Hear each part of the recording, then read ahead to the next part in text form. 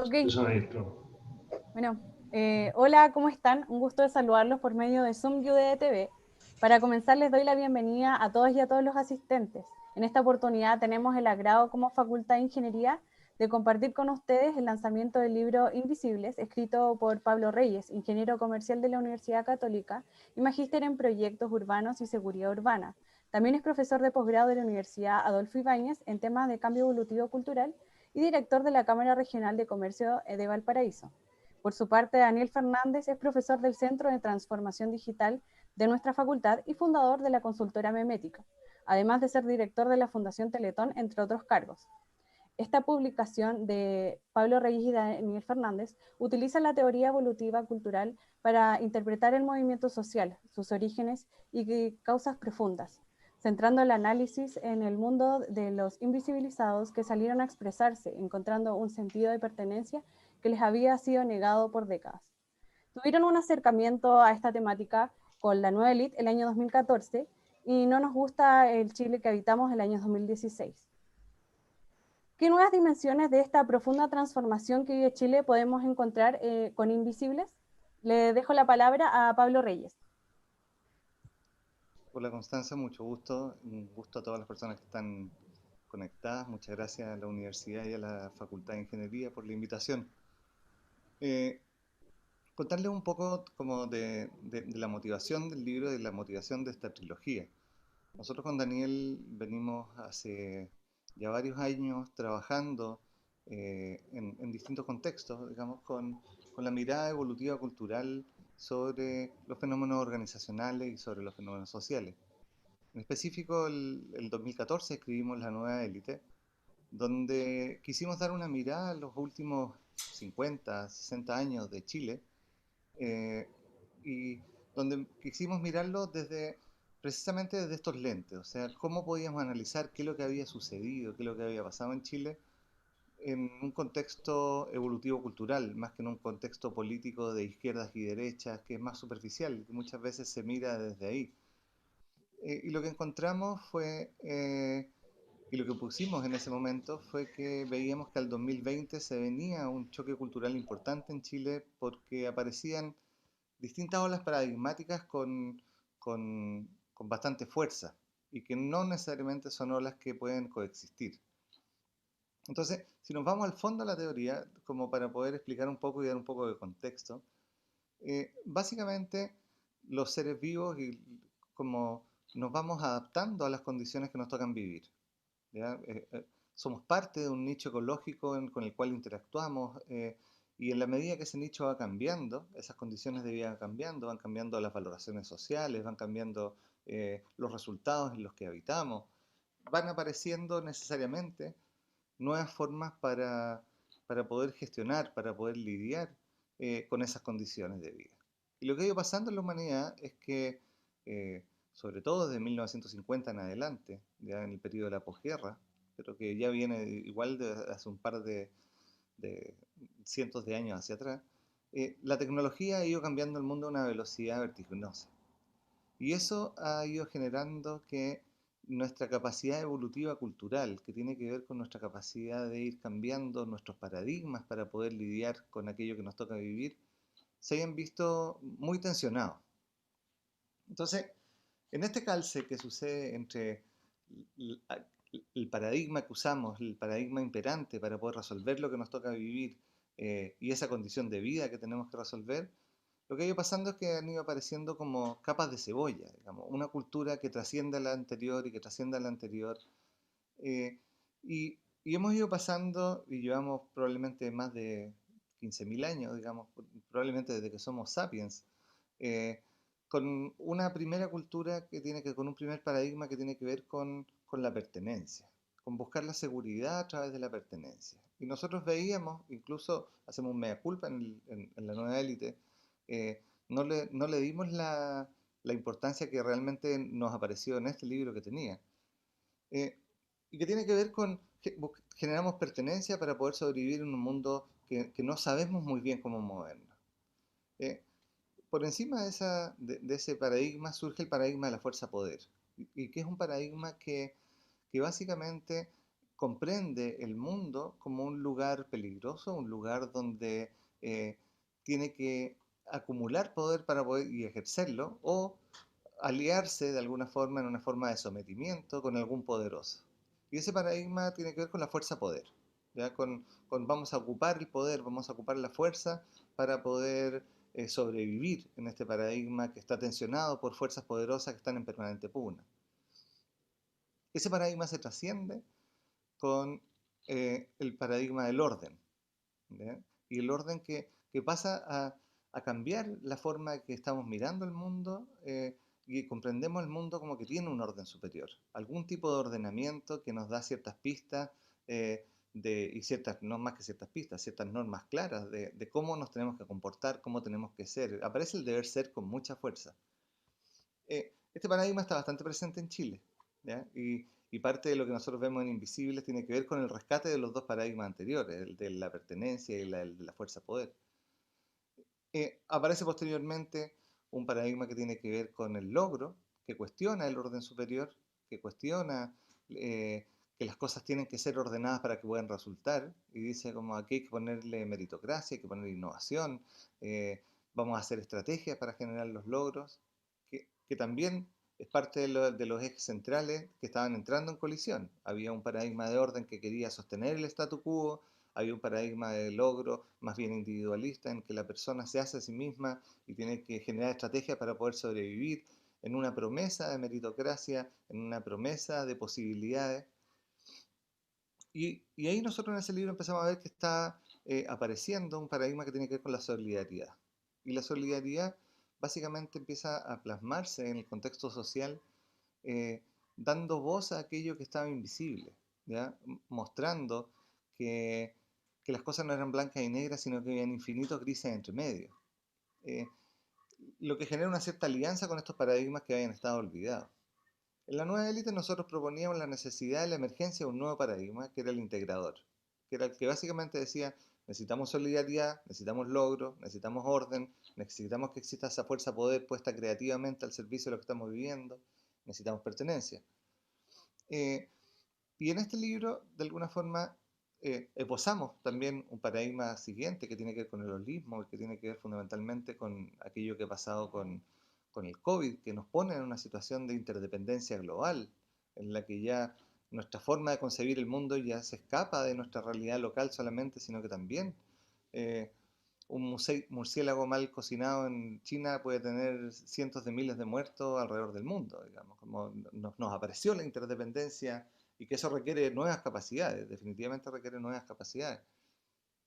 Pero básicamente a lo que quisimos apuntar con este libro, más que fuera un libro nuevo sobre el diagnóstico de por qué el estallido social y todo eso, es un libro de propuestas, es un libro que pretende abrir una conversación hacia los posibles futuros, digamos, hacer una perspectiva desde la mirada cultural a cuáles son los futuros emergentes.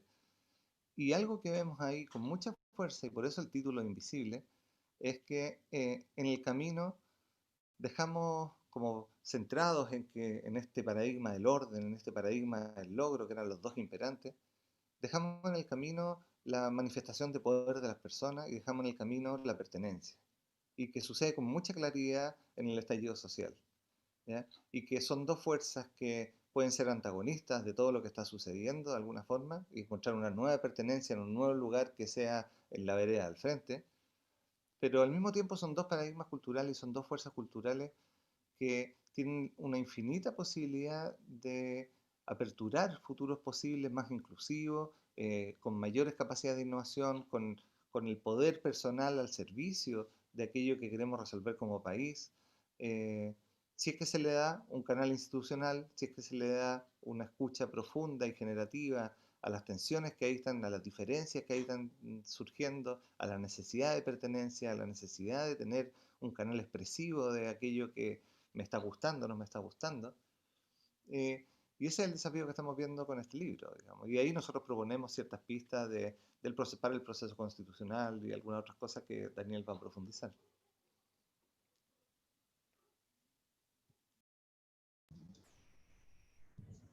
Bueno, Constanza, me toca un poco a mí ahora, así que Bueno, lo que yo quiero hacer primero es mostrar el libro, porque hasta ahora no lo hemos mostrado. Aquí está, Invisibles.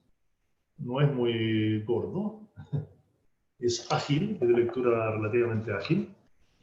No quisimos hacer una cosa así como hicimos en la nueva élite, que era muy contundente, muy sólido, muy metodológico, sino que quisimos hacer, como decía Pablo al inicio, un relato para recordar cómo han sucedido las cosas. Luego instalar los principales problemas que nosotros vemos que están ocurriendo en esta condición de vida de nuestra sociedad. Y finalmente una serie de propuestas. Por lo tanto, este es un libro propositivo, en primer lugar. No es un libro quejoso sobre lo que ha pasado, sino que lo analiza, pero propone. En segundo lugar, quería profundizar en que no es un libro más del, como decía Pablo, del conflicto social, en el sentido del ángulo de mirada que estamos tomando. Pablo describió un sistema de paradigmas, ¿no es cierto?, que es como la base metodológica por la cual miramos. Y quería yo dar un ejemplo. Estaba leyendo unas cosas el otro día de historia y me encontré con el año 1600 por ahí. Resulta que en el 1600 vi que Felipe III, rey de España, había decidido trasladar la corte de España desde Madrid a Valladolid. Y seguramente ese hecho, que no sé bien por qué ocurrió, generó mucho revuelo en España, en Europa. Mucho calambre, mucha conversación, mucha discusión. Así como hay mucha discusión hoy día también de si todos somos socialdemócratas ahora, o si hay una candidatura presidencial que aparece ya sea por la derecha o por la izquierda, o que alguien dijo esto o dijo esto otro. Y que es lo que nosotros identificamos como aquello de lo cual se conversa, o se discute, se revela en los medios de prensa en el día a día. Y que cuando miramos un río, que es el símil que usamos, la analogía, esas son como las hojas que van flotando por encima de la corriente, que son las cosas que uno puede ver, ¿no es cierto? Y se puede parar en un lugar y verlas pasar todo el rato, y verlas pasar y pasar y bueno, y pasar. Ahora, simultáneamente, mientras ocurría esto, este traslado tan especial, ¿no es cierto?, de la corte, había en Europa hambrunas, epidemias, había pestes, hubo muchos problemas producto de falta de alimentación, ¿no es cierto?, problemas agrícolas, hubo problemas económicos, que es el contexto social en el cual se estaba desenvolviendo Europa en ese momento. Entonces, esto del traslado, esta imagen del traslado de la corte, ¿no es cierto?, es como el elemento superficial. El elemento social un poco más profundo era la situación europea que de ese momento, que eran estas hambrunas y estas pestes. Pero debajo de eso, que es como la corriente del río, debajo de eso, en el lecho, estaban ocurriendo cosas mucho más profundas y que son capaces de cambiar la corriente y las hojas que están arriba, porque cambia el lecho geológico del río. Esa estructura o ese lecho geológico es el que nosotros intentamos analizar con Pablo desde el 2014 a nuestros días, porque es el que marca finalmente por dónde van a ir las cosas. No necesariamente qué cosas van a pasar, pero por dónde van a ir las cosas. Y es por eso que la nueva élite, y no nos gusta el Chile que habitamos, son libros anticipatorios, que dijeron, estas cosas van por un lado tal que van a generar, ¿no es cierto?, un nivel de conflictividad muy alto que solo se va a resolver de una manera, de una tensión más bien violenta.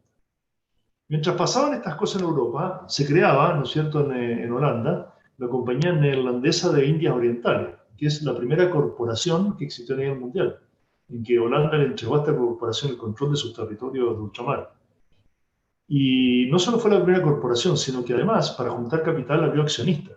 Es la primera empresa, por así decir, pública de acciones que existió en la historia de la humanidad, y eso fue en 1600 también. Ese ya es un cambio un poquito más paradigmático, un poquito más profundo. Y mira lo que ha durado. O sea, hasta hoy día tenemos, ¿no es cierto?, 500 años después, tenemos, ¿no es cierto?, compañías públicas, tenemos acciones, tenemos accionistas, tenemos esa misma dinámica, y es la primera compañía más que reveló resultados.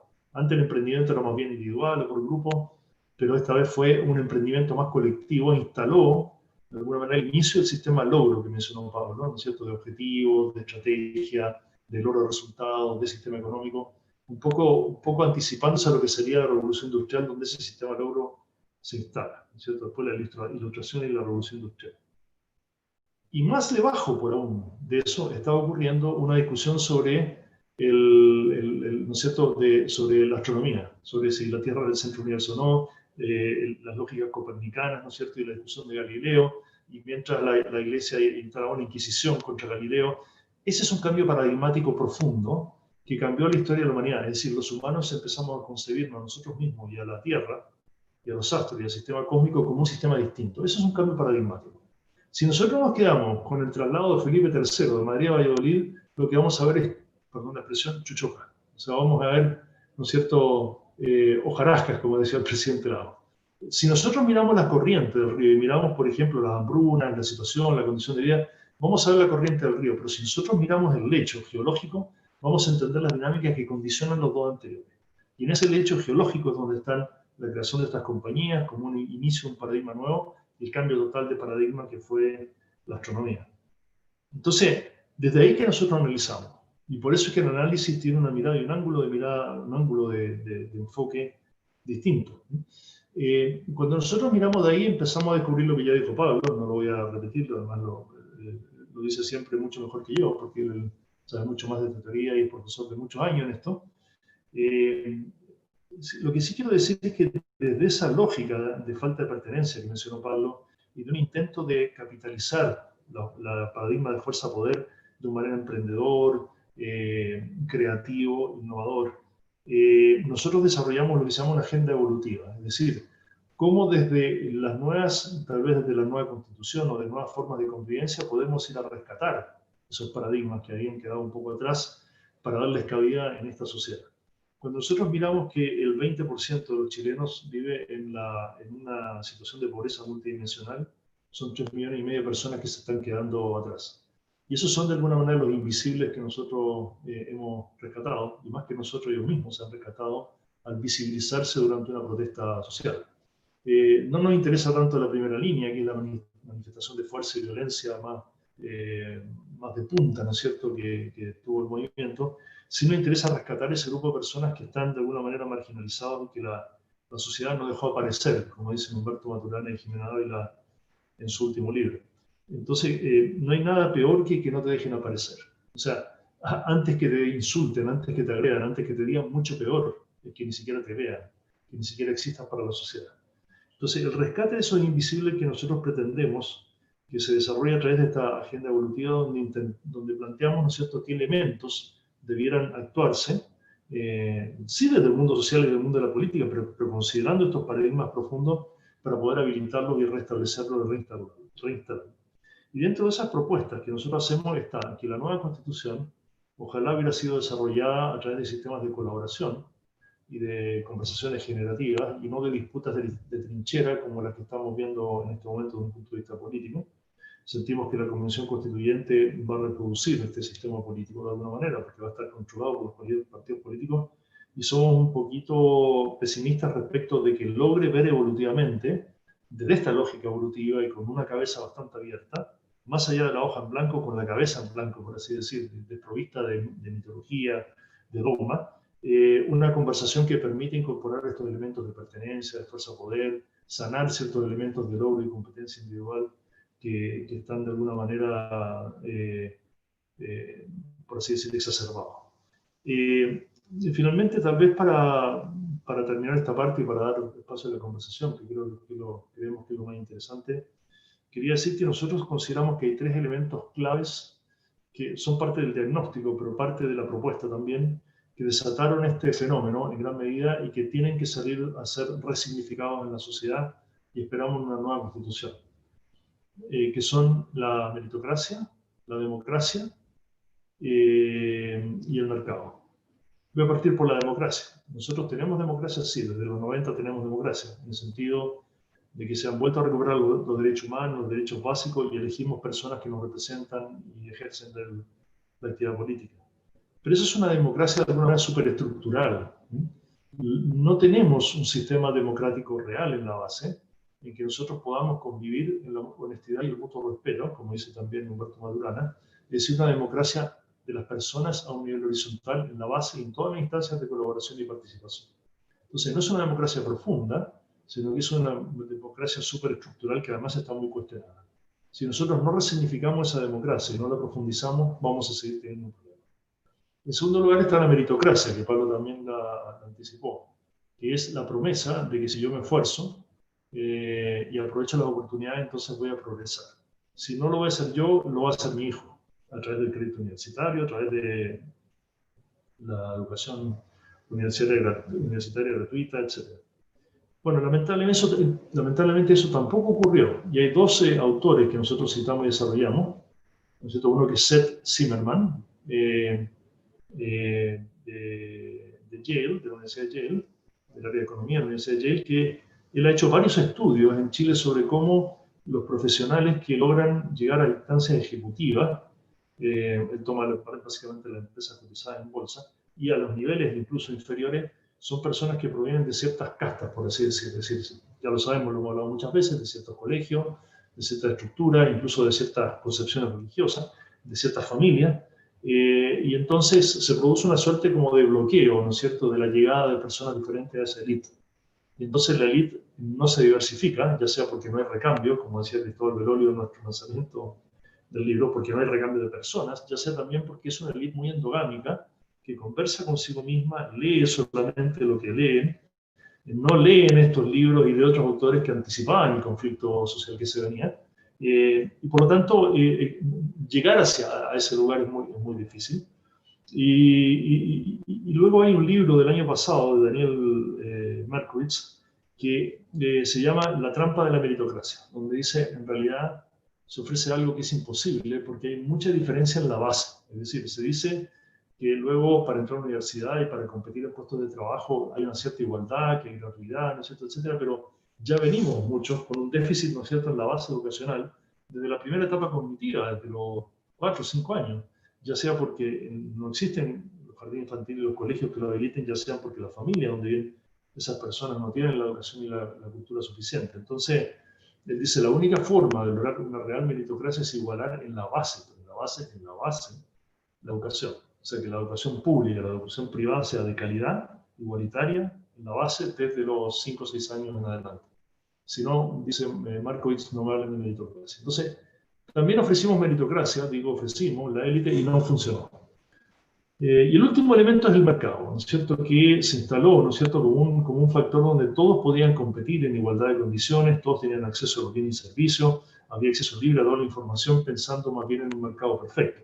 Y ahí citamos a Luigi Zingale, que es un economista de la Universidad de Chicago, que nadie podría tildar de socialista precisamente, que hace unos 20 años escribió Defendiendo el capitalismo de los capitalistas, junto con otro profesor de Chicago.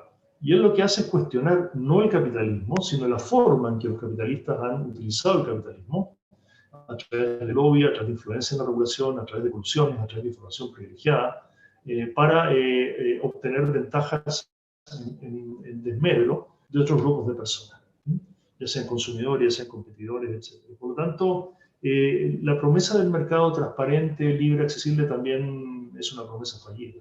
Entonces, si uno promete democracia, meritocracia y mercado y falla, no totalmente, pero de manera significativa en los tres, obviamente que la sociedad va a reaccionar. Entonces, nosotros de nuestras propuestas planteamos cómo se puede resignificar sanamente esos tres elementos, cómo se puede trabajar a través de esta agenda evolutiva para que esos elementos realmente se instalen. Y no estamos hablando entonces ni de modelo ni de ideologías, no estamos hablando de un mundo político ideológico, estamos hablando de sistemas de paradigma y de algunos elementos concretos, ¿no es cierto?, que habría que enfrentar para poder dar mayores oportunidades y que, bueno, la discusión de la nueva constitución, ojalá fuera en instancia para que estos elementos pudieran discutirse e irse instalando pensando en el futuro. Hasta ahí llevo. Bueno, muchas gracias. Para concluir, agradecemos a nuestros invitados, Pablo Reyes y Daniel Fernández, por la presentación del libro Invisibles y los dejamos invitados para comprar este libro, que lo vamos a compartir en el chat y donde también pueden realizar sus preguntas para abrir el diálogo.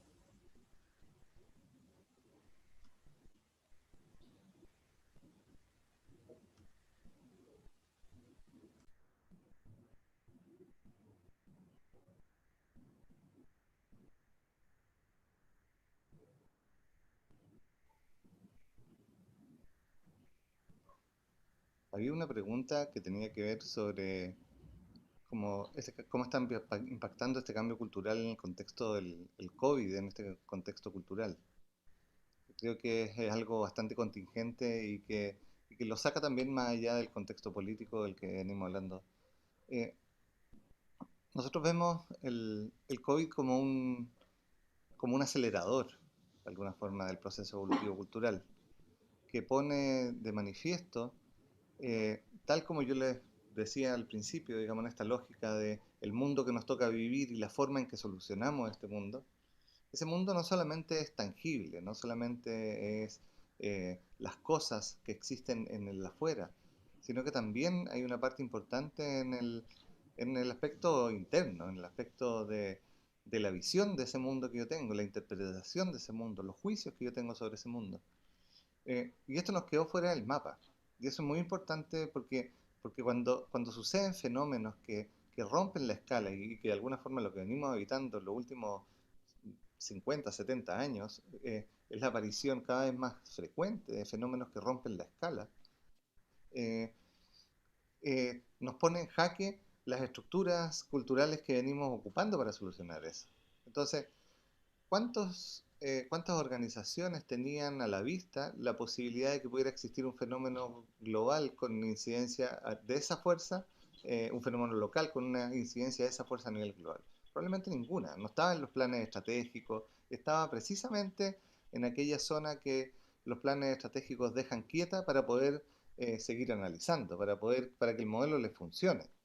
Entonces, aquí nos aparece un salto importantísimo de cómo entramos a una cultura que tiene que ver con una cultura más holística y que tiene que ver con la interdependencia. ¿Cómo gestiono eh, impactos locales que pueden tener repercusiones globales? ¿Cómo me muevo en lo local y tomo decisiones en lo local con algo que se escapa del control de lo local? Eh, para eso todavía no existe sistema de gestión. Y la mayoría, si ustedes miran los tipos de conversaciones que surgen, la mayoría son mirando hacia atrás, buscando soluciones que ya nos han funcionado anteriormente para poder tomarlas y aplicarlas. Que, que yo creo que hay una parte importante que tiene que estar en el empirismo. Miremos aquello que ha funcionado y veamos cómo lo ocupamos. Pero centralmente estamos frente a un fenómeno de tal nivel de complejidad que requiere una forma de gestión absolutamente distinta, que tiene que ver con interdependencia, que tiene que ver con incorporar la complejidad a aquello que estamos evaluando, que tiene que ver con nuevas formas de tomar decisiones en función de data y no en función de los que saben, eh, como con subvertir ciertas pirámides organizacionales para que ese conocimiento se pueda distribuir de una forma más rápida, para que pueda fluir de una forma más rápida. Ese es el desafío organizacional en este contexto. En esa línea también quería profundizar que nosotros analizamos tres disyuntivas en este mundo que plantea Pablo más holístico y el desafío más global. Porque la Constitución, claro, la Constitución, la discusión es una discusión nacional, pero tenemos que entender que vivimos en un mundo global, donde además la transformación digital, que es otra de las preguntas que había, está teniendo una importancia esencial y fundamental. Por lo tanto, no podemos pensar en Chile ya. El pensamiento no puede ser local, tiene que ser global. Y ahí planteamos tres disyuntivas importantes. La primera es que es una discusión mundial sobre la privacidad versus el bien público, es decir, en qué medida tiene derecho el Estado, los ciudadanos, a ejercer ciertos controles sobre personas individuales, respecto, por ejemplo, al coronavirus, trazabilidad, saber si en un barrio hay cuántas personas, en dónde están las personas que están contagiadas, versus el bien público de controlar la pandemia. Entonces ahí chocan dos paradigmas que Pablo mencionó como logro y solidaridad. Es decir, el logro individual significa yo conmigo me rasco con mis uñas a mi manera y no quiero que mi privacidad sea afectada o violada.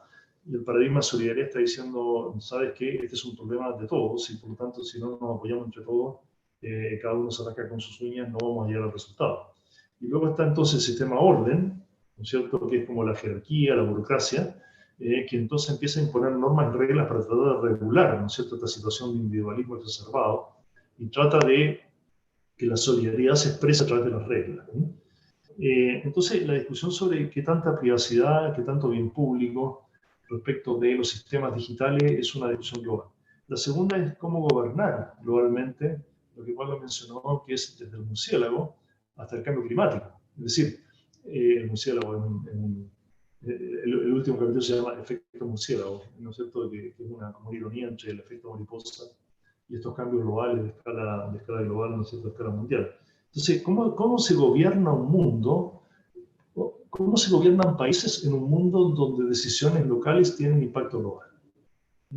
Decisiones que toman otros países respecto de Chile, decisiones que Chile toma y que puedan afectar su entorno. Y tenemos un desafío también que desarrollamos algunos elementos y que pasa por un paradigma más holístico. Y el tercero es el control del conocimiento y de los datos, que también tiene que ver con lo digital, ¿cierto? Es decir, aquí a nivel mundial se están desarrollando mucho conocimiento, una cantidad de datos enorme, inteligencia artificial, y el control, de alguna manera, o el acceso a esa cantidad de datos, de información y conocimiento, se está viendo en la vacuna, en el acceso a una vacuna, nada más, ¿no es cierto? Hay privilegios en el orden mundial. Entonces, ¿cómo se administra eso de modo de tratar de hacerlo colaborativo? Son tres análisis que también hacemos de una escala más global.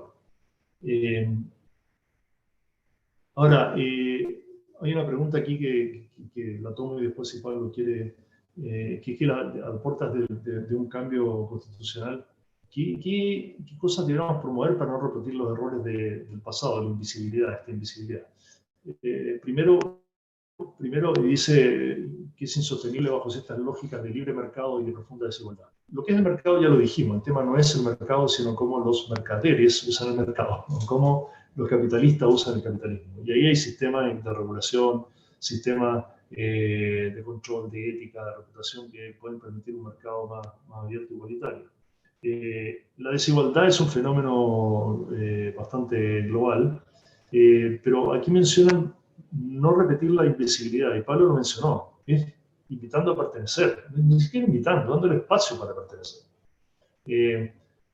Y esto no es un tema de participación, la participación también es un poquito vertical.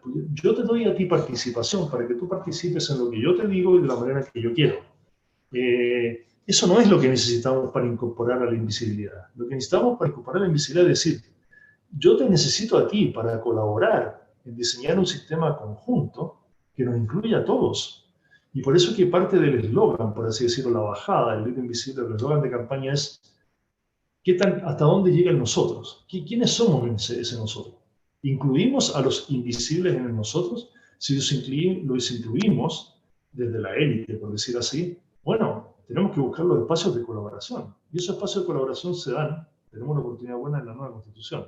Nosotros somos críticos, ya dije, de cómo se ha generado esta posible convención constituyente, no sé, asamblea, como se le quiere llamar, y nosotros pensamos que debió haber sido por sorteo, como se hizo en Francia para el cambio climático, como se hizo en Islandia para la nueva constitución, como se hizo en Irlanda para la discusión ¿cómo se llama?, de políticas regionales, políticas públicas regionales.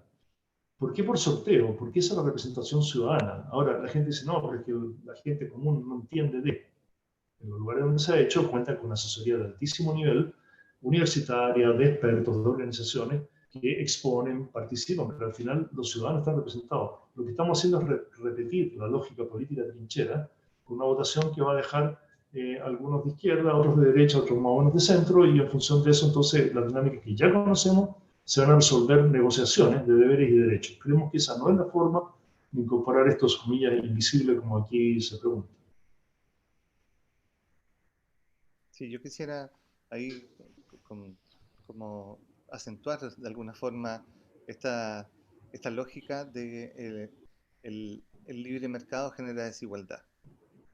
Yo creo que eso es algo que hay que observar. El fenómeno que ha sucedido en Chile, con toda la raíz histórica que tiene ese fenómeno económico en Chile, eh, podríamos decir que en Chile no existe un libre mercado.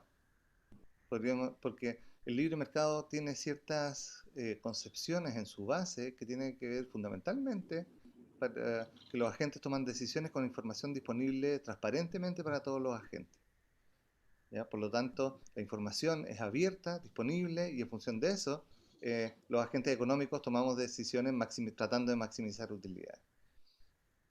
Cuando eso no sucede, y cuando las decisiones se toman con información que tiene que ver con estas estructuras que planteaba Daniel, de élites que al final conversan entre ellas, ¿ya? Y terminan tomándose las decisiones en el club de golf, y terminamos traspasándonos los datos en el club de golf. Eh, el mercado no está funcionando de forma perfecta, ¿ya? muchos de los países que tienen instauradas políticas de libre mercado tienen penas muy altas frente a ese tipo de anomalías en el mercado, que hacen que precisamente la ciudadanía pierda la confianza en esa instancia y en esa instancia reguladora. Entonces, como no es per se la lógica de mercado, ¿ya? La lógica que genera desigualdad. La concentración se va dando por malas prácticas, tal como dice Daniel, digamos, por los mercaderes dentro de ese mercado más que por el mercado en sí mismo. ¿Ya? Y eso, por eso es importante, como nosotros ponemos estas tres pistas, meritocracia, ¿ya? Yo tengo la posibilidad de movilizarme y con mis propias capacidades, si partimos de una base homogénea, digamos, una base estándar que nos diga, ya listo, vamos a desarrollar estas capacidades cognitivas para que todos puedan acceder posteriormente por sus propios méritos, y no sé, y entonces damos una habilitación social a ese espacio, para que yo pueda salir a buscar oportunidades, correr riesgos, establecer ciertas metas y moverme en función de esa fuerza emprendedora, pero para eso tiene que existir ese contexto social de base. Por otro lado, mercados transparentes, mercados limpios, mercados en los que la información fluya, en los que podamos participar los distintos actores con la información disponible, que esa información sea transparente y abierta para todos, y en un sistema democrático, real, de participación, de colaboración, que, que permita poner las regulaciones que creamos juntos como sociedad, que esas prácticas en los mercados tienen que suceder. Entonces, eh, aquí no estamos frente a un problema de el mercado igual desigualdad. Estamos precisamente frente a un problema de un mercado que no funciona bien, inexistencia de meritocracia y una democracia que no es capaz de controlar, digamos, las malas prácticas. Entonces, esas tres pistas son centrales para poder tener una convivencia sana y que nos haga entrar, digamos, a ciertos espacios de mayor desarrollo. No es menor que los indicadores internacionales de democracia país, ¿ya? Chile mejoró su estándar de democracia con el estallido social. O sea, como hay que mirar, como recién se ve que las personas están pudiendo poner algo de opinión sobre el tema. Que podemos decir como va a aparecer la conversación de no es la forma, van a aparecer distintas conversaciones a favor o en contra, pero un sistema institucional que tiene tal nivel de tensión y que no tiene el canal institucional de escucha generativa, de colaboración para construir las condiciones de que esas tensiones sean abordadas, va a tender necesariamente a transformarse en una olla a presión.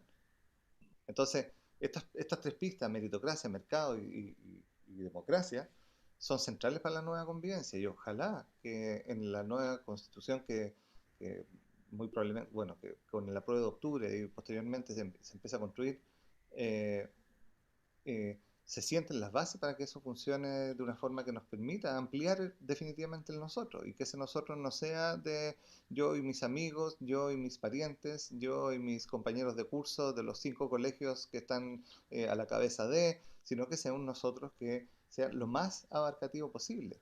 La pregunta de hasta dónde llega el nosotros es bien central. ¿Dónde? Porque tiene que ver con dónde ponemos el límite de aquello sobre lo cual nos preocupamos, sobre aquello sobre lo cual ponemos atención. Eh, para mí, el COVID nos pone en un nosotros global, ¿ya? O sea, nos pone en el nosotros más amplio al que podemos acceder y que no solamente tiene que ver con los seres humanos, tiene que ver con la vida en general. La pérdida de biodiversidad está haciendo que se aceleren este tipo de pandemias, ¿ya? Por lo tanto, como aquí hay un fenómeno de la vida, el ecosistema Tierra, digamos, en toda su magnitud. Entonces, si yo sigo poniendo el nosotros en nosotros los privilegiados, los que podemos tomar decisiones, los que nos podemos llevar la pelota para la casa, claro, vamos a estar en problemas. Ahí como están de moda las series, tal vez Constanza, si se puede decir, estamos en una época en que a lo mejor tenemos más tiempo de ver series o películas. Sí, de todas ¿Cuál maneras. es, cuál es la cuna del capitalismo, del mercado, ¿no es cierto?, del mundo de los negocios de Estados Unidos? Hay un documental muy bueno que muchos deben haber visto que se llama Inside Job, que es del año 2010 y que analiza la crisis financiera, ¿no es cierto?, 2008-2009. Es un documental. Lo que muestra es atroz del manejo que hizo el mundo financiero para privilegiar ciertas personas, ciertos sectores, ¿no es cierto?, generando un crash global. Cuando uno mira eso, dice, esto no es mercado, esto no es capitalismo, si quiere. Y luego está en ficción una serie que muchos han visto que se llama Billions, donde un fiscal se desespera todo el día de perseguir a un gran financiero, una gran empresa de inversiones, que hace trampas, en forma sistemática y se muestra cómo obtiene información privilegiada de muchas fuentes, de reuniones, de conversaciones, de partidos de golf, de cenas, de amistades, etc. Y crece y tiene miles de millones de dólares sobre la base de esa información. El fiscal no logra nunca llegar a demostrar que no está jugando dentro de las reglas del juego. Eso es interesante porque tiene mucho que ver con la realidad, no es una ficción, digamos, ajena a. Entonces, queremos insistir en que nosotros no estamos haciendo un cuestionamiento al capitalismo, porque nos guste o no, hoy día en el mundo casi prácticamente la única forma que funciona, pero hay capitalismo despiadado y con actores de mercado que controlan, y hay capitalismo más abiertos con mercado sano, y hay economía social de mercado, ¿no es cierto? Entonces, creemos que hay posibilidades y hay ejemplos de sanar esos errores y esos problemas que tenemos a nivel del mundo económico. Y ahí, como desde la perspectiva evolutiva, el fenómeno que sucede ahí es que el paradigma de fuerza-poder traspasa el paradigma del orden y genera una especie de alianza con el paradigma del logro, en el cual aplico pensamiento estratégico en algo que solamente tiene beneficio propio, tomando el paradigma del orden como referencia para buscar por dónde aparece la grieta por la cual me puedo colar y dónde aparece la grieta en la cual puedo generar esa conversación, puedo generar esa influencia, puedo generar, por lo tanto voy moviéndome ahí en el borde muchas veces, y eso no tiene que ver con el mercado, tiene que ver con una ética profunda, tiene que ver con ciertas formas de abordar y ciertas formas de comprender el nosotros, definitivamente. Ahí se está trabajando sobre un nosotros muy acotado. Sí, hay otra pregunta en el chat. Claro, dice, se corre el riesgo entonces de profundizar en octubre 19, cuando las personas se dan cuenta que nuevamente se repite el tema de la representatividad política histórica que ha vivido Chile. A ver, hay personas de la élite que dicen, bueno, cuando se acabe la pandemia no sabemos si va a volver o no el conflicto social, el movimiento social. A ver, perdón. El movimiento social tiene raíces profundas, eso es lo que nosotros analizamos en el libro. De nuevo, no desde el análisis político, de si están las condiciones políticas, no del análisis solamente social-económico, sino desde el punto de vista profundo evolutivo, hay paradigmas que están chocando y que van a seguir chocando hasta tanto no se integren. Por lo tanto, ¿va a seguir un movimiento social conflictivo? Va a seguir. No porque queramos o no queramos, sino porque están todas las condiciones evolutivas para que eso siga, manteniendo las tensiones entre todos estos sistemas de paradigmas que están colisionando y que están compitiendo. Y solo cuando aparece un paradigma integrador, que toma los elementos más interesantes, más atractivos, más sanos de cada uno de los sistemas de paradigmas que colisionan y que existe, que es un paradigma que se llama integrador, es cuando uno puede, ¿no es cierto?, resolver buena parte de estos problemas. Y el tema de la representatividad política también lo tratamos en el libro. Los ciudadanos, lo que Gabriel Salazar llama la ciudadanización de la política. La gente ya no quiere representativa, política democracia representativa tradicional. Quiere democracia participativa o colaborativa. Quiere influir directamente en los municipios, en la base, en decisiones locales que le afectan. En ese sentido, nosotros ya hemos dado un paso de un presidencialismo extremo, como el que tiene Chile, a un sistema no sé si semi, pero más parlamentario.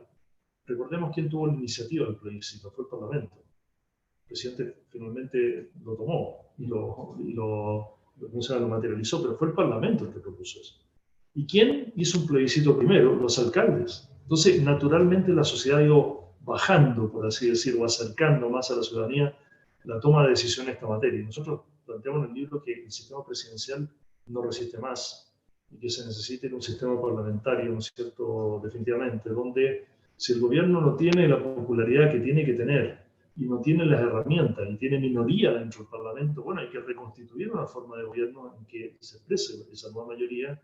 Entonces hay un nuevo programa que pueda llevarse a cabo con esa mayoría.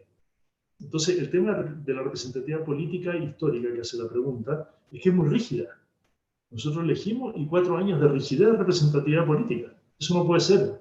tiene que, ante cambios como los que están ocurriendo, el movimiento social que se expresa, la pandemia, el cambio climático, cosas que ocurren todos los días, el sistema político tiene que ser flexible, tiene que ser adaptativo, tiene que ser fair.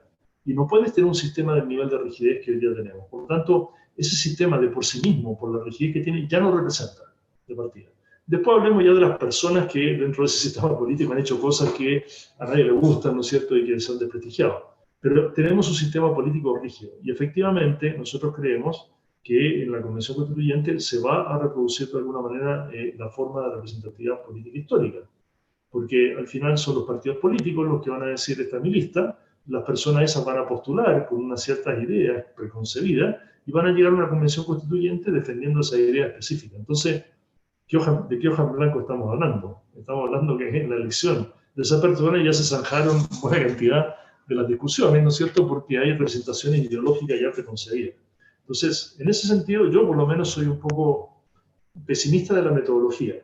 Nosotros planteamos una metodología constitucional. No queremos ser tan arrogantes como para decir los convencionales tienen que tomar esto y mirar y hacerlo de esta manera. No, pero oye, mira, busquemos otras formas que no sea la típica negociación política. Porque con negociación política llevamos resultados parecidos que los que ya tenemos. Y aquí algo también importante es que el mundo político, ¿ya? Opera con lógicas que han funcionado eventualmente antes, ¿ya? O sea, todavía tenemos verticalidades, representación, etc. Pero ya existen enfoques y metodologías para poder generar otras formas de participación, para poder generar otras formas de colaboración. Nosotros con Daniel en otros contextos hemos aplicado, por ejemplo, la sociocracia como una forma de poder tomar decisiones entre los que están involucrados en la decisión. Probablemente es bastante más cercana a la lógica de un barrio, un municipio, que tenemos más cerca en la gestión local, ¿ya? Pero existen metodologías, existe el enfoque que desarrolló Elinor Ostrom, ¿ya? Que fue Premio Nobel de Economía, junto con David Sloan Wilson, con quien estamos trabajando en el tema de que es la metodología prosocial, que tiene que ver, o sea, que tiene que ver con abordar una de las problemáticas centrales de la economía moderna, que es el problema de los comunes, digamos. ¿Cómo se hace frente a actores maximizadores de beneficio de corto plazo para que se conserve, se preserve, se sostenga en el tiempo aquello que es común para todos? Sin que alguien se lleve la pelota a la casa, sin que alguien deprede a una velocidad que deje sin comida a todos, y existen enfoques evolutivos para eso.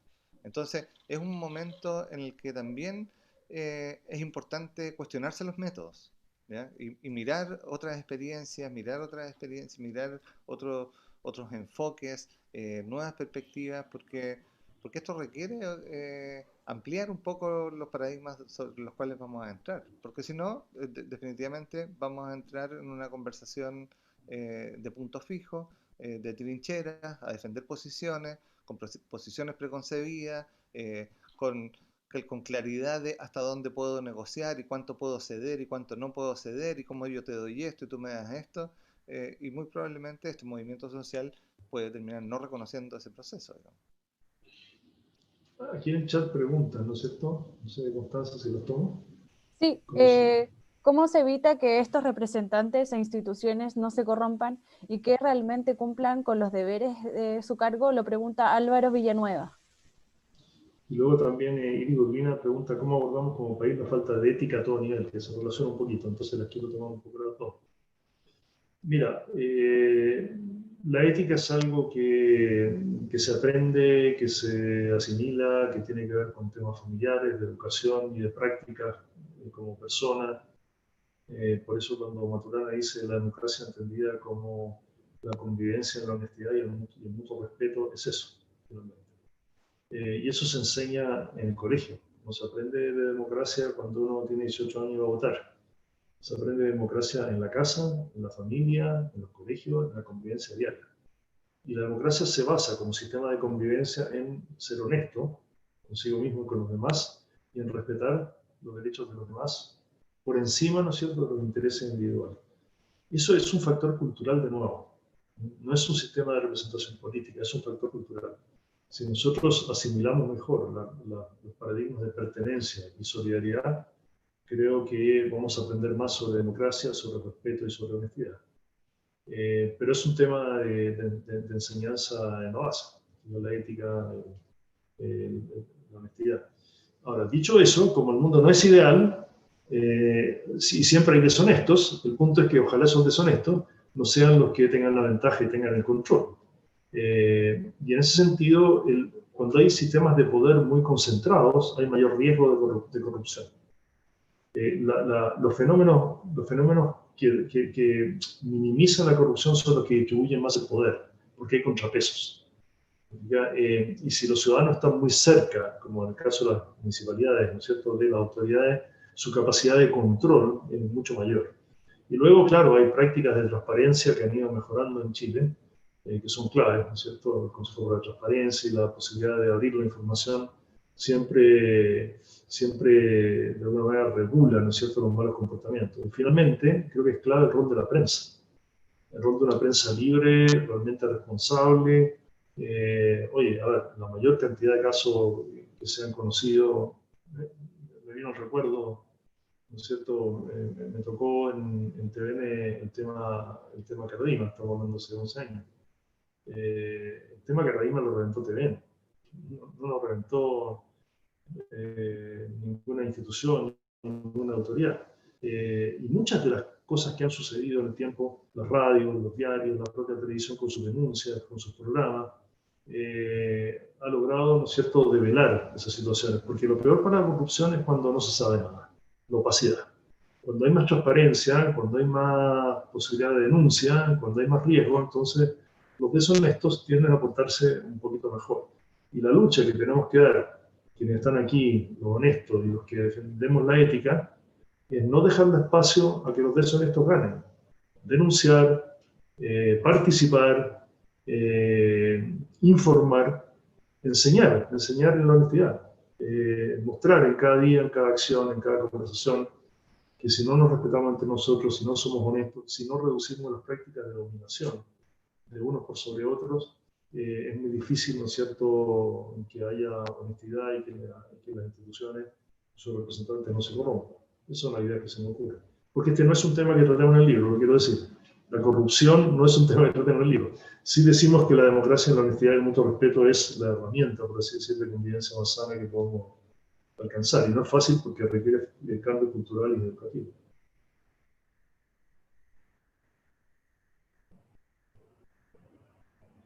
Claro, en este sentido, el acceso a la información en un contexto donde hay también concentración de medios, también entra en este juego de poder. Y bueno, no sé si ya es tiempo de concluir, no sé si hay alguna otra pregunta que podamos agregar.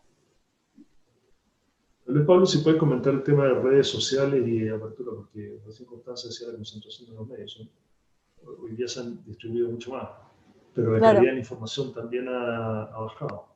claro. Entonces, Sí, hay un fenómeno que tiene que ver precisamente con esta transformación que hemos ido generando nosotros sobre el mundo, que tiene que ver con poner nuevas tecnologías que nos permiten nuevas cosas, eh, que de alguna forma ha permitido que exista la posibilidad de canales alternativos que le dan voz al individuo.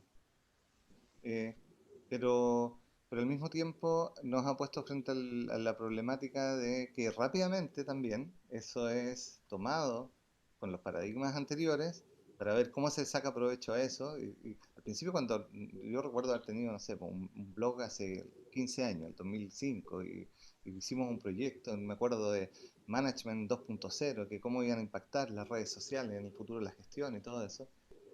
Eh, y una de las cosas que nosotros anticipábamos ahí, que se puede ver en este momento, es que si se aplican las mismas lógicas de concentración, jerarquización, eh, podrían ser, podrían ser formas increíbles de generar manipulación mediática también, ¿no? Eh, Al punto que podemos tener eh, un ejército de bots esparciendo información segmentada, muy bien segmentada, digamos, para que impacte directamente sobre aquel paradigma movilizador de la persona, incentivando aquellos gatillos centrales que lo van a hacer tomar tal o cual decisión. Y que incluso por el lado luminoso hay un premio Nobel de Economía reciente que habla, digamos, sobre estos incentivos sobre la conducta para poder tomar decisiones un poquito más orientadas, ¿ya? Pero que por el lado insano es una cosa media orwelliana, ¿no? Entonces, eh, aquí el tema, y que lo vemos también cuando hablamos de transformación digital, cuando nos metemos Mm. en otro mundo, ¿ya? No es un tema tecnológico, ¿ya? Ahora existe la posibilidad de que cada uno levante su propio medio y se articule con sus vecinos y pueda hacer como el, el boletín comunal. Existe la posibilidad de que ya no requiero que la prensa me dé el espacio para o reconozca mi posibilidad. Tengo el espacio, tengo la plaza pública para la voz. Eh, el tema es que esa canalización, que podría ser la canalización de ese espacio de fuerza-poder, que podría haber un mecanismo inteligente de escucha de esas tensiones, porque si observamos a las personas como terminales nerviosos de esta gran organización que es el país, cada uno de nosotros está percibiendo ciertas tensiones en el entorno. Y si ocupáramos las redes sociales para poder ir detectándolas, podríamos tener una fluidez de abordaje de problemáticas, priorizaciones comunes, agilidad frente a eso. Eh, el tema es que quedamos chocados con los paradigmas. Claro. Entonces, sí, No, no, es verdad. entonces precisamente como, por eso nosotros, y tal como Daniel lo decía, nosotros estamos apuntando a esta parte, al lecho del río, ¿ya? A aquello que le está dando forma a nuestro proceso de toma de decisiones, a aquello que le está dando forma a nuestras preocupaciones más profundas que hacen que yo decida por una cosa u otra. Eh, no sobre la decisión, sino que como lo que está detrás de la decisión. Y eso creo que es súper relevante verlo para poder ver cómo estas nuevas tecnologías, estas tecnologías que son cada vez más transparentes, más democráticas, por así decirlo, también pueden ser usadas, digamos, como por paradigmas anteriores al servicio de luchas de poderes, instalar ciertas conversaciones de una cierta forma, priorizar intereses propios por sobre los intereses comunes. Sí, con el tema de, alguien también hace una mención a la elección de Estados Unidos con Cambridge Analytica. Ojo con creerse también que todo este sistema de red digital y esta apertura genera, ¿no es cierto?, un espacio donde ya está todo abierto y todo horizontal y todo, porque hay malas prácticas ahí también, Sí, ¿no? claro. O sea, hay malas prácticas en muchas partes, pero también en las redes sociales. O sea, el uso que hizo, ¿no es cierto?, Cambridge Analytica a través de Facebook de información de usuarios violando, ¿no es cierto?, términos y condiciones que nos garantizaron que nosotros teníamos cuando le metimos a Facebook. Es una falta de ética mayor. No es una falta de ética, probablemente hay temas sancionables desde el punto de vista ya legal, no sé. Esa es una cosa. Y lo otro que quería comentar es que nosotros bueno, quería decir que el libro, y voy a entrar por ahí, el libro está disponible en Amazon. Y la razón que hoy día está disponible en Amazon es que las librerías en Chile todavía están cerradas, la mayoría. Así que no hay un problema de distribución. Nosotros vamos a hacer un esfuerzo por llegar luego a las librerías una vez que abran, pero por ahora se puede adquirir en Amazon el físico, este que está aquí, o en digital. Quiero decir que Kindle no es un aparato, no es una máquina, digamos, no es una pantalla, sino que es un software. Entonces uno baja Kindle y después en un computador, en un celular, y baja el digital. Pero cuando nosotros desarrollamos esto, como estamos en un mundo digital, que no habíamos estado con Pablo en los libros anteriores, millennial, ¿no es cierto?, muy experto en esto, nos decían, bueno, pero ¿cómo vamos a hacer la campaña? ¿De qué manera? Y nos decían que había una de las redes sociales que tiene unos algoritmos para inhibir la posibilidad de que tú saques la cabeza si que no usas esa red social. O sea, dentro de las redes sociales hay una red social que tiene algoritmos para inhibir, y quiero repetirlo, que tú seas visible si tú no usas esa red social. Entonces, de nuevo estamos entrando en las mismas prácticas, ¿no es cierto?, de no mercado que nosotros denunciábamos antes en las redes sociales. Entonces, las redes sociales son una oportunidad, pero si no hay ética, si de nuevo, ¿no es cierto?, repetimos los mismos paradigmas del pasado, lo único que estamos haciendo es amplificar el fenómeno. Entonces, eso implica, como dice Pablo, un cambio en la cabeza. No es un cambio solamente tecnológico, un cambio de qué red social vemos, sino tiene que ver con cómo pensamos, cómo vivimos, cómo convivimos, cómo nos respetamos y hasta dónde llegan nosotros en ese mundo. Claro. Bueno, Valentina ahí dejó un comentario. Dice, no es una pregunta, pero muchas gracias por la oportunidad de escucharlos. Asistí a una charla de gestión del cambio y liderazgo de Daniel y me fascinó su forma de analizar y plantear los hechos de la historia. Tras escucharlos quedé muy emocionada por leer el libro y espero oírlos hablar en otra oportunidad. Gracias, Valentina. Gracias, Valentina.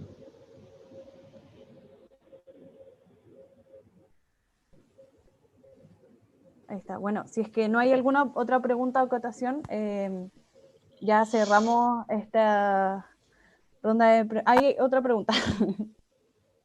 Dice, me interesa el tema, encuentro muy cierto que los tres pilares planteados y agradezco el espacio para hacer preguntas y facilitarlos para tocar estos temas. Así que felicitaciones, Daniel Fernández, Pablo Reyes, y gracias por participar y bueno, como Facultad de Ingeniería estamos muy contentos de haber colaborado también con ustedes en el lanzamiento del libro. Muchas gracias a todos los asistentes. Damos las gracias a ustedes, al equipo, a Constanza, a Claudia, a Álvaro, a todos que han colaborado para que esto sea posible. Además somos profesores, yo más veces que Pablo veces en la UDD, así que estamos disponibles para complementar cualquier pregunta o profundización que quieran a través del propio equipo. Así que muchas gracias. Sí, muchas gracias por la invitación. Bueno, concluimos con esta reunión y bueno, finalizar con agradecimientos para todos ustedes y bueno, los asistentes también por UDTV.